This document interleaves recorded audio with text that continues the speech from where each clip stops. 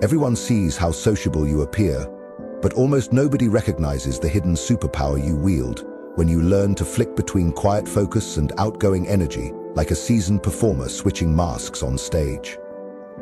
Imagine stepping into a room full of stakeholders, colleagues, or potential clients. Your pulse thudding just enough to remind you that you're alive and alert, yet instead of nerves roaring in your ears, you move with the calm precision born of solitary preparation, every last detail.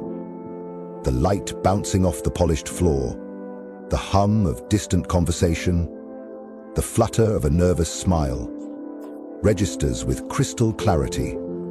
You're observing, attuning, storing these fragments of information until it's time to deploy them. Then, at the precise moment, perhaps the icebreaker question or the pivotal Q&A, you shift wavelengths entirely. That same calm clarity transmutes into a magnetic warmth. Your posture opens, your voice deepens, and you radiate confidence that draws people in as naturally as iron filings to a magnet. No one suspects the surgical toggling inside your psyche. They just feel compelled to lean in, to listen, to connect. This is the ambivert advantage in action, an artful mastery of extremes, a dance between introversion and extroversion few even know can be choreographed. To understand why this is so potent, consider the way we naturally respond to other people's energy. We unconsciously tune into their emotional frequency like radio dials seeking a station. Too much static and we tune out. Too quiet a signal and we drift to something more compelling. If someone lurches into a networking event like a fire hose of high-octane enthusiasm, some of us recoil, our brains sending warning signals of overstimulation. If someone retreats into a corner and whispers their introduction, others might dismiss them as shy or disengaged, our minds writing them off before they can even speak. But when you hold within you both the capacity for reflective stillness and engaging vivacity, you become a walking paradox that confounds expectations and keeps everyone on their toes. You command attention not by shouting louder or hiding deeper, but by calibrating your energy to fit exactly what the moment demands. This is not about pretending to be someone you're not, far from it. It's about recognizing that within every mind exists the neural architecture for both steady focus and social dynamism. Neuroscience tells us that the brain's plasticity, the ability of neural connections to strengthen or weaken based on experience, means you can train yourself to access both modes on command. You're not locked into a single identity of quiet thinker or social butterfly. Instead, imagine possessing two distinct skill sets, analytical deep work and charismatic interaction, and being able to deploy whichever one serves your purpose best. That capacity to pivot, to adapt, to flex with the demands of circumstance, is what turns everyday interactions into strategic advantages. Think of your own life. Recall the last time you prepared for an important task. Perhaps you booked yourself into a quiet cafe or shut yourself away in a home office, cutting off distractions so you could think through a presentation or draft a report. That's you in introvert mode, laser-focused, uninterrupted, feeding off silence. Now remember a different scenario. Maybe you were hosting a dinner party or leading a workshop, and you felt invigorated by the ebb and flow of conversation, your smile genuine as you guided people through ideas and laughter. That's you in extrovert mode, energized by connection, fueled by social stimulus. For most people, these modes operate independently, one never touching the other. But you can learn to leap from one to the other midstream, harvesting the benefits of each without the common crash that follows overindulgence in either. Why does this matter? Because life doesn't hand you monotony. It throws you curveballs, requiring the full range of your capabilities. A project kickoff meeting might demand analytical rigor first, studying metrics, interpreting data, followed moments later by an interpersonal push, motivating your team, negotiating deadlines, reading the room. If you're stuck in one mode, you'll flounder the moment you need the other. The truly effective are ambidextrous. They cultivate deep, contemplative reserves so they can generate breakthrough ideas, then switch into dynamic charisma to rally allies and secure buy-in. They become, in effect, their own secret weapon. Cultivating this skill begins with awareness, noticing when you slip too far into one identity and recognizing the cost. Perhaps you've spent years leaning heavily on your introspective strengths, Excel spreadsheets, design wireframes, written proposals. Yet when presentations come, you feel a pang of social anxiety, your words tumbling out in a rush, or your mind blanking at the crucial moment. Or maybe you've thrived in front of crowds, cocktail parties, town halls, sales pitches, yet shied away from the solitude needed to craft your message, leaving your content shallow and your insights underdeveloped. Neither extreme suffices. Excellence requires the capacity to balance both. Step 1. Track your own tendencies. Keep a simple journal of how you feel after hours of alone time versus hours of social engagement. Notice patterns of energy, mood fluctuations, and performance dips. Next, establish micro-rituals that anchor you in each mode. For introspection, experiment with 5-minute breathing exercises before important tasks. Inhale for 4 counts, exhale for 6. Cycle until your heart rate steadies and your mind unclutters. Try a rapid brain dump on paper.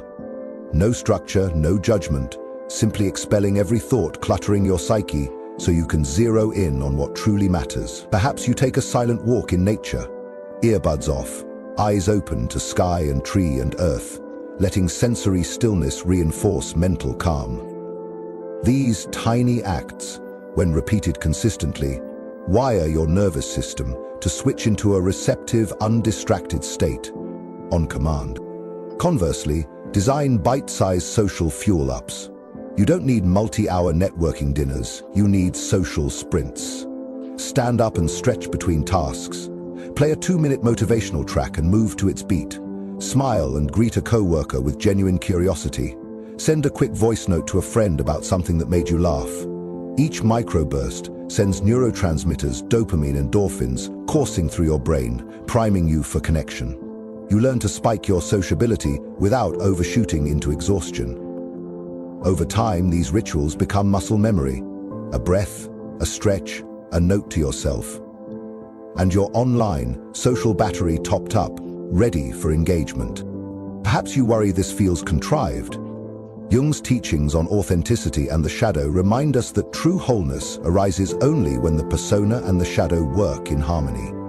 When you know why you shift modes, to deliver insight, to forge trust, to lead with empathy, your transitions resonate as genuine strengths rather than mere theatrical tricks.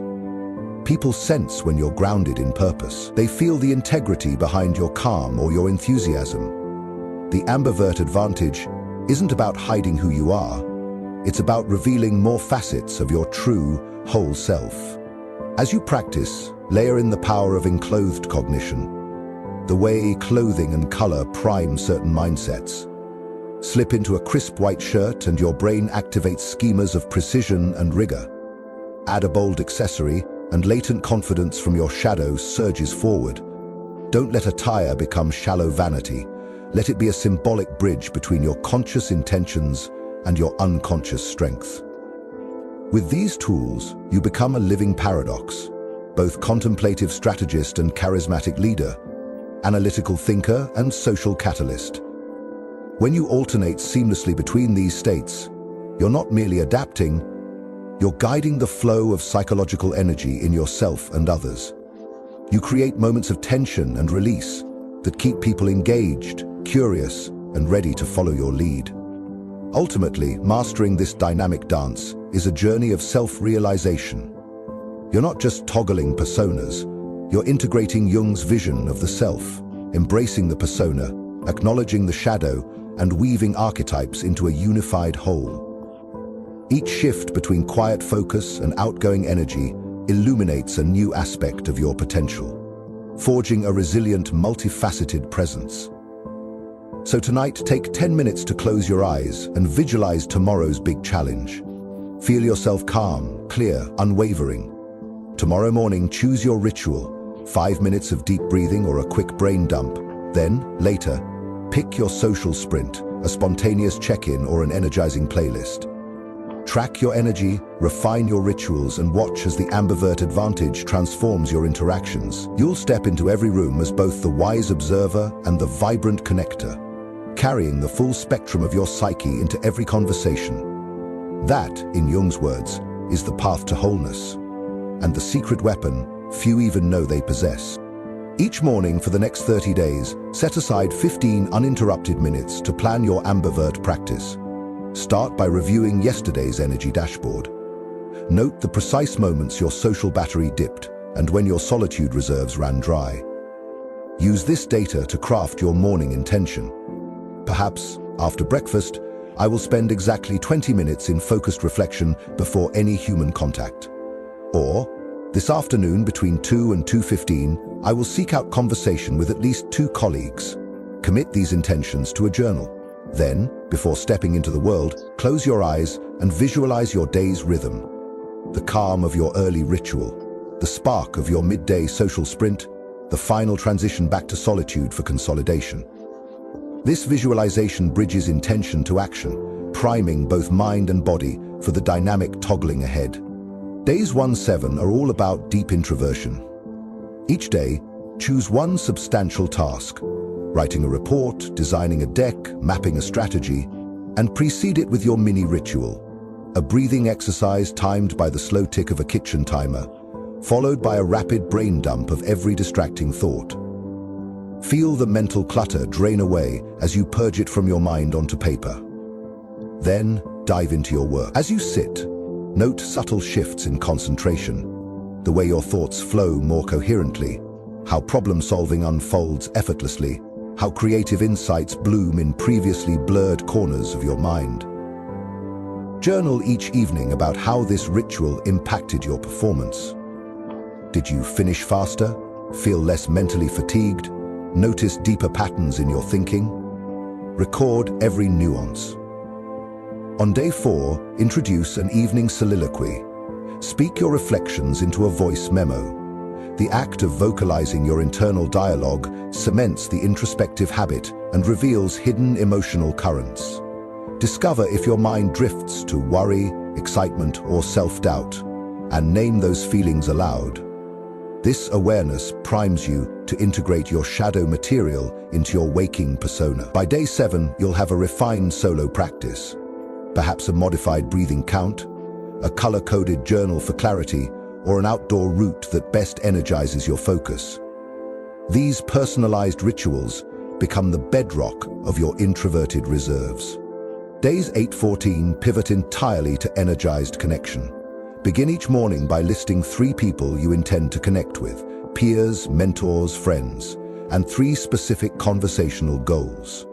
Asking a question, sharing an idea, offering praise. Then design 2 to 3 social sprints into your calendar, precise 15-minute windows where you engage with the world. Stand, stretch, and play your 2-minute power anthem. Feel your heart rate rise as endorphins surge. Approach your first connection target with genuine curiosity. Ask about their weekend, their current project, their biggest challenge. Listen deeply, mirroring their tone and energy. Observe how your own mood lifts, how ideas flow back and forth, how collaboration seeds itself in these microbursts. Each evening, rate your social energy on a 10-point scale and note the quality of each interaction. Did you feel present? Did the conversation flow or stall? What emotions surfaced? Over these 7 days, you'll notice your extrovert muscles strengthening. What was once awkward now feels natural. What was once mentally draining now leaves you invigorated. You'll refine which playlists pump you up, which physical movements best shift your mood, which opening lines spark genuine rapport. Record these breakthroughs and store them as your social arsenal. Days 15-30 bring integration. Notice how rapid toggling enhances both tasks. Perhaps the clarity gained in solitude makes your conversations more insightful, or the energy from social interaction fuels deeper focus when you return to your desk. Journal multiple times per day, short entries immediately after each mode switch to capture fresh data.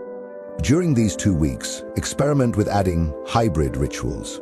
For instance, take a silent walking meeting, Pace with a colleague in comfortable silence for the first half, then engage in brainstorming for the second half. Notice how the change of scenery and the gentle physical movement create fluid transitions between modes. Or try a paired ritual. Begin with 2 minutes of solo stretching, then spontaneously invite a teammate to join you for 2 minutes of partner stretching and conversation. These hybrids integrate the skills of introspection and outreach in the same breath. Mid-month, conduct a midpoint review. Use your energy dashboard's trend data to calculate average energy scores for introvert days, extrovert days, and integrated days. Graph these if you like. Seeing peaks and valleys visually helps you fine-tune. Identify your optimal ratio. Perhaps you need 2 parts reflection to 1 part sociability for peak performance, or vice versa. Then consciously apply that ratio in the final 2 weeks, tweaking rituals and schedules accordingly. As the days tick down, layer in creative challenges. On day 23, host a micro-workshop. Present a 5-minute idea to a small group, then immediately retreat to solitude for a 10-minute evaluation of feedback.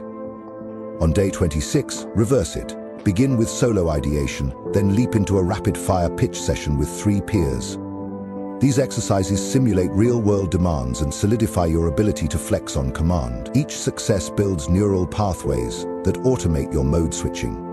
On day 30, honor your progress with a closing ritual. Replay your voice memos, review your journals, and identify your 5 greatest takeaways. Write a letter to yourself, summarizing how your energy rhythms evolved, what rituals became non-negotiable, and how your professional and personal life improved. Promise to carry forward these lessons, not as fleeting trends, but as permanent upgrades to your daily operating system. Seal the letter away or share it with a trusted confidant. External accountability cements your commitment. Ultimately, true greatness lies in the fusion of competence and character. Your ability to toggle between focus and connection becomes a force for collective good when guided by empathy, transparency, reciprocity, and accountability. As you continue to hone your ambivert advantage, let ethical mastery be your compass, ensuring that every shift not only advances your goals, but elevates those around you. In doing so, you embody the highest form of leadership, a leadership that resonates with authenticity, cultivates trust, and builds a legacy of shared success.